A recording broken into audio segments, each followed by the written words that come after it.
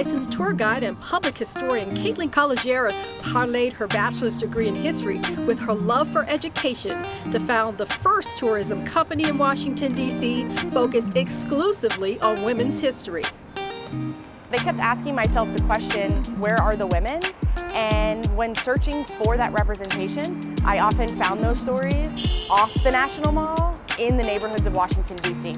So in 2018, I launched my company, A Tour of Her Own.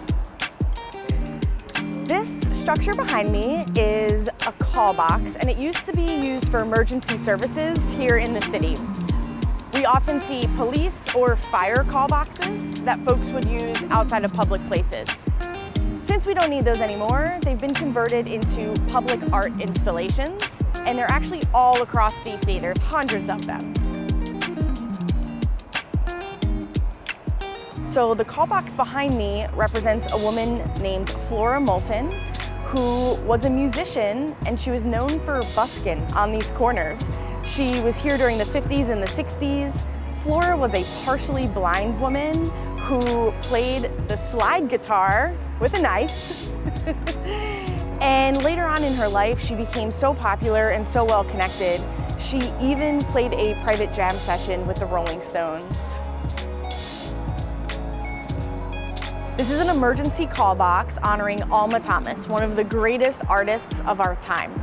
She actually doesn't reach the peak of her career until she's in her 80s, which is truly incredible. She'll have her own solo exhibit at the Corcoran Gallery of Art here in DC, and then she'll go on to be the first Black female artist to have a solo exhibit at the Whitney Museum of Art in New York City.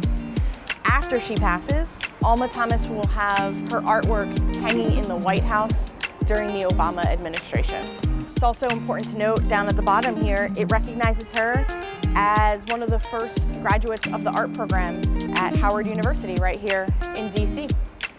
She has artwork not only in the Smithsonian, but also the DC Public Library as well. You can go visit the MLK branch and see her there.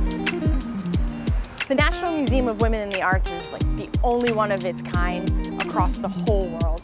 It's dedicated solely to female artists, and it was founded by a woman named Wilhelmina Cole Holliday, who used to host dinner parties and quiz people, can you name 5 female artists?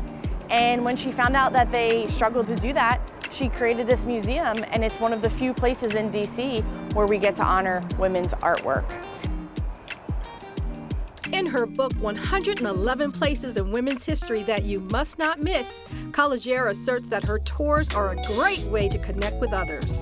It's very inviting when you're walking alongside someone and you have some content to make conversation with. It's not sitting at a dinner table trying to grab for ideas. You already have a basis of sharing thoughts and ideas with folks, and that's why it's community-based, and this kind of history is a little more engaging than classroom history.